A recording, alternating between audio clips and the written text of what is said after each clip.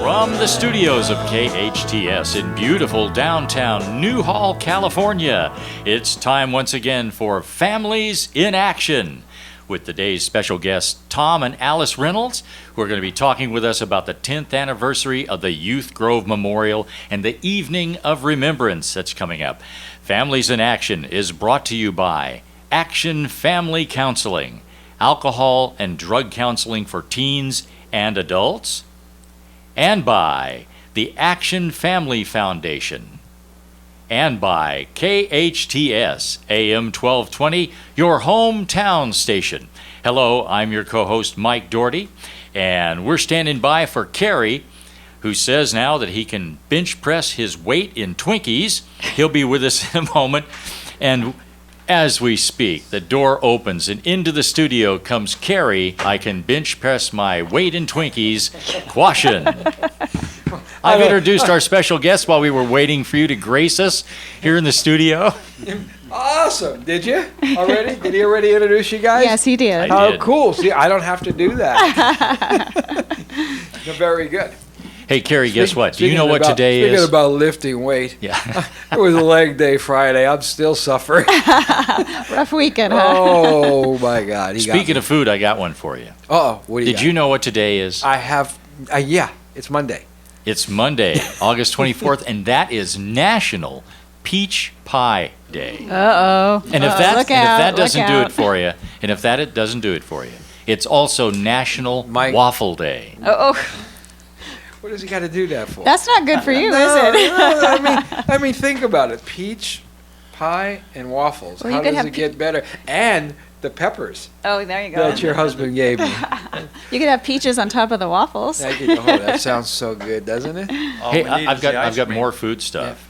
Oh, let's hear One it. more. Well, one I that wanna hear isn't it. food, and this is on this day in history. Yeah. Now, the first one doesn't have anything to do with food, but listen to this. Now, this is one that you hear a lot about. In fact, there's a traveling memorial presentation for this. Now, see if you can guess what this is. On this day in history, in the year 79, Mount Vesuvius erupted and buried Pompeii.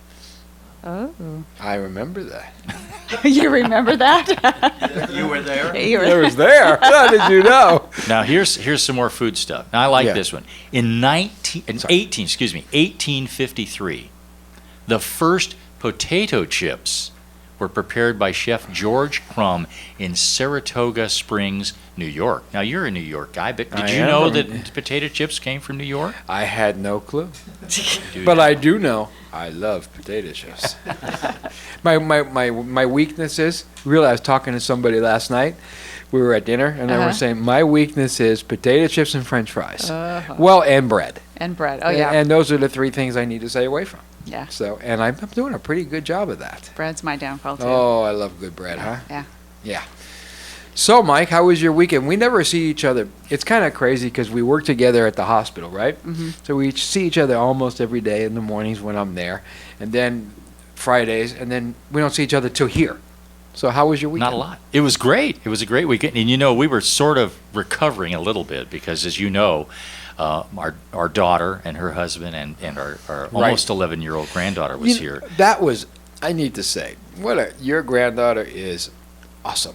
She's pretty sharp. They They were her on the show. She's 11-year-old, and we had her on the show, and Oh. actually she participated and was a huge part of the success of that show. I really Oh. believe that on last Monday. She enjoyed it very much. And what's Let her know nice I ab- said that, I please. will. And you know what's nice about that is she has the podcast. Right. And all they have to do is go to the website, www.hometownstation.com, and she can prove her bragging. She can say, yes, I was, and here's proof, and play that how podcast. fun. She even did a shout out to some friends I'm sure she's talking about. Yeah, she was great. So before we get into today's show, Wednesday evening is a big night too.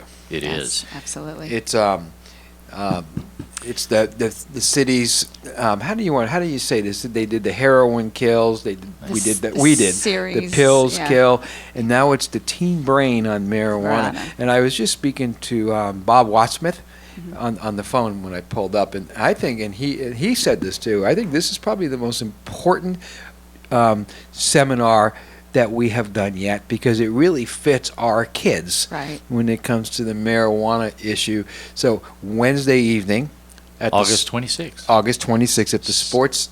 It's Complex. actually at the Santa Clarita Activity Center. Excellent. And for I always those say that out there that are listening that don't exactly know where that's located, it's at 20880 Center Point Parkway. And you know where the big water park is. It's Right. just up the hill from that. And it starts at 6 p.m. And there's going to be a resource fair. So people take a bag with you because they're going to have a lot of handouts that you're going to want to take You home. really need to go. I mean, we all know when we talk about heroin and pills and opiates and benzos and all that stuff, we know that's alcohol. We know that stuff kills. But when it comes to marijuana, we have such a laxed attitude as a society to that drug.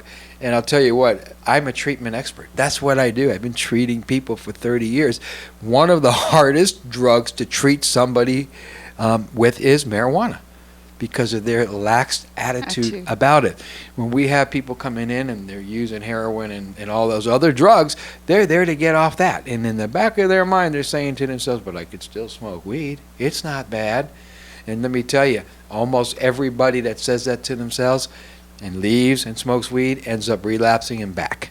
And Cary, you're going to be one of the speakers. I am. I'm going to be one of the speakers, so You're gonna I'll be there. see you Wednesday. Hey, this is Families in Action on your hometown station, AM 1220 KHTS.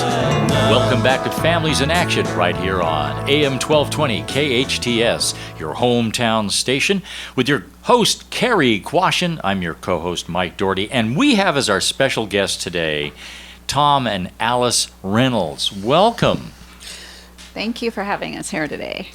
Well, it's our pleasure, believe me. Now, we have something very, very special coming up, and it happens to be the 10th anniversary of the Youth Grove. Now, before we even talk about the Youth Grove, let me ask you to do something a little tough here. Tell us your story. Oh, okay. Bring us up to why we're all This here. is the 10th one on you. So you've been on this show for 10 years with me. Yes. Every yes. year. Every year, yeah. Every yeah. year. And I always look forward to seeing you. Oh, thanks. I mean, both of you. I really, really do. I mean, Yeah. there's a lot of people in Santa Clarita that does a whole lot of good for a whole lot of people. We know that. We call them the heroes of Santa Clarita. You guys are definitely one of the top. Oh, I don't know if I want to call myself a hero, So I'll call you guys one. How's that? Okay. I guess our story started off 15 years ago when our two sons, Tim and Danny, were killed in a car crash on Soledad on February 17, 2000.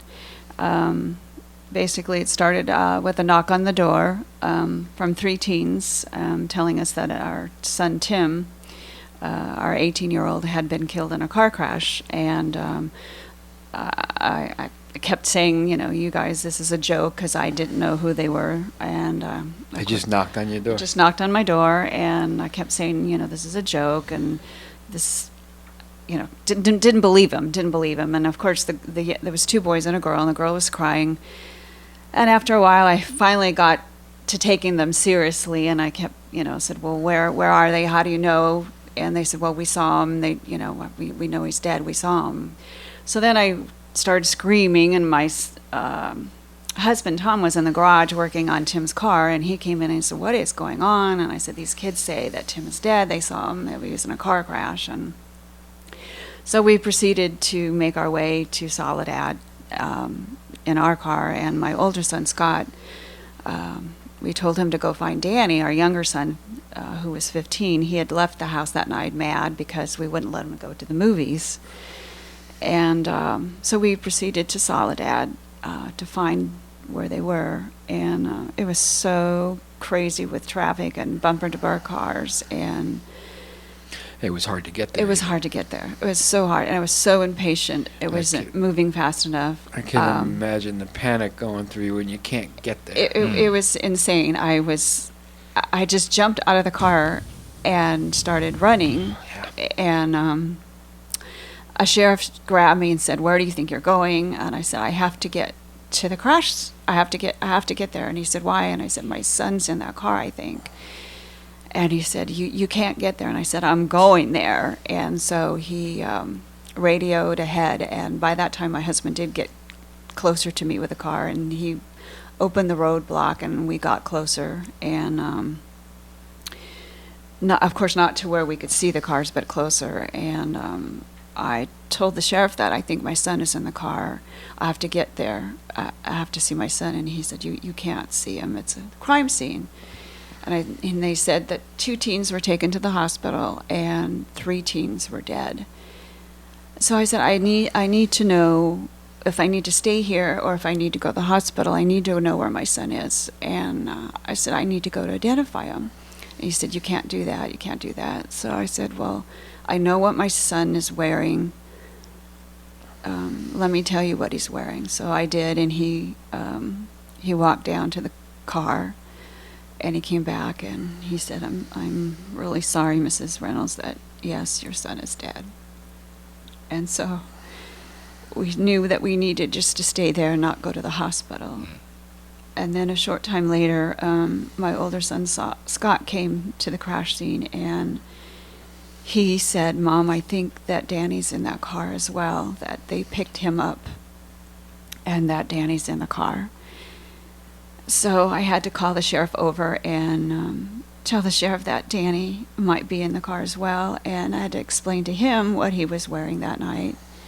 And so the sheriff walked back over to the car, and he came back, and he just had to tell me that, yes, that my younger son, Danny, was also dead. So that night I had to find out both my sons were in that same car. And so 3 teens were killed that night, as well as an older adult. So four people perished that night from a reckless teen driver, an 18-year-old. Tom, you're right there, aren't you? I could see it. Yeah. Yeah, that year we lost 7 youth in the valley, and the city was getting very. They wanted to get involved with it, and they wanted people to come in and start talking about what's going on and how we can prevent that, and that they asked us to be involved with the Every 15 Minutes program. And at the same time, there was some students that were tired of losing their friends, and that's what promoted the getting together and thinking about what can we do, and that's where the Youth Grove came out of that. Right. You're still there, aren't you, right now? Yeah, it's just you push that night back behind, and then when you talk about it, it comes right back. But you know what they say? They say, time heals all. Well, I don't buy that. No. Never did. No. Time doesn't heal all. It allows us to be able to deal with things differently. Yeah. But it doesn't heal. You never get over it. You never get over it. Time eases that pain. Yes. It puts eases the scar, but it does never go away. It does No. never go away. Good friend of mine said, they lost her daughter too, said, when I was talking to her about it one day, I said, how do you deal with that? She says, what, life's for the living. We have to live. Yeah. And a lot of what we do is for our sons, and it's our way of going and living, because that's my way of getting out of bed, because I'm doing something in their name and in their honor, and that's my way of living and going on. You know what I do here in Santa Clarita? I deal with kids. Yes. And I see a ton of kids. And where I'm trying to go with this, I listen to what they say. And so many kids listen to you guys and your speeches at every 15 minutes and that kind of stuff. And what an impact. You guys have no idea. We know when we lose kids. Somebody knocks on the door, the phone rings, it's in the newspaper, the news gets it, we have it on the radio. But what we don't know, and you can't weigh this out, is how many lives people like you save by doing what you do. Yeah, you never know. You can't measure that. Yeah. You just can't do it. But I can guarantee you, this is a fact, it's not a maybe, that because of you and Tom and the speaking that you have done, you have saved lives for sure. No, thank you. People are alive because of what you do. And I know that. And it's like what we do at the psych hospital. In order to get there, you have to want to kill somebody, kill yourself, or we save lives. But you can't put your arms around it. Right. So you just kind of got to go to bed knowing I save lives. Yeah. And I do. And I know that I do, you do, we do. Yeah. And that's all we can do, huh? Yeah. And Yeah. you know, one of the big things here, and you're talking about this, is that what you went through was horrible, horrible, and you will remember it every single day for the rest of your life. And I can say that because my wife and I lost our Yes. son, Yes. and I know how it is. That was just And just recently, about a year ago. well, yeah, it was only a couple of years ago that we Right. lost our son. But the thing is, you're going to remember it every single day of your life. But here's the great thing about that: you're able to take that energy, that emotion, and translate that for other people who can then get a little bit of an understanding that, hey, this isn't something that may happen. This can happen. You Yes. have to pay attention when you're out there on the roads, Right. adults and children. Yeah, you know what? Are they heroes? Oh, absolutely. But you know when you're driving down the freeway or down the street and you're going 40 or 50 or 70 or whatever the deal is, and you look to the right and you look back, so much can change. Yeah. Just in that half a Second. millimeter of a Right. second, Right. world can change. Absolutely. So it is the most dangerous thing that we do every day. In fact, Courtney, my daughter, if you're listening to this, I'm taking your car. You're not allowed to drive anymore. I love you. I'm sorry. This is Families in Action on your hometown station, AM 1220 KHTS. We'll be right back.